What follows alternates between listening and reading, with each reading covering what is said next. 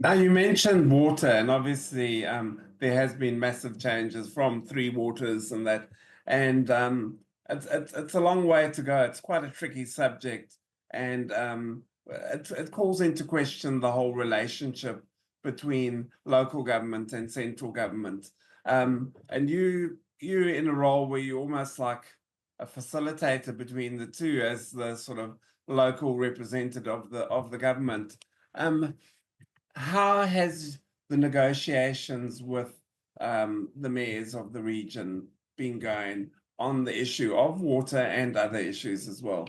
So water security is absolutely fundamental to Hawke's Bay. Without water, we can't grow what we have here, let alone grow anymore. And we're one of the only regions in New Zealand which doesn't have large-scale water. So it's really, really important that we work together as a region to create water security. And that means central government working with local government as well as iwi and our communities to ensure that we have water here for future generations. And so there's always a balance between the environment and, of course, economic development. But I think that we are certainly in very different climatic times at the moment, with climate change knocking on our door. Looking out there at the moment, we are so dry, and growers and farmers in our region are really concerned about the conditions. We've also got the regional council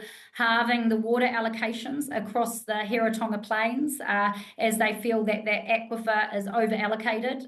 That's also a really big concern at the moment. We've got a lot of those groups in mediation at the moment with the regional council because, of course, they need water. They need water to grow the premium produce that we produce here in Hawke's Bay. And our whole economy is driven off the horticulture sector, off the agriculture sector, and all of the high value produce that we grow here in Hawke's Bay. So to sustain that, we need water security. And if we look at the figures that came out last week from the Ministry of Primary Industries, horticulture is now up 12% on the previous year, and it's now overtaking forestry as our third largest export, which is significant, and it shows the huge potential of horticulture, and particularly our apple industry here in Hawke's Bay is now set to reach $1 billion in exports, and that's huge. It's never reached $1 billion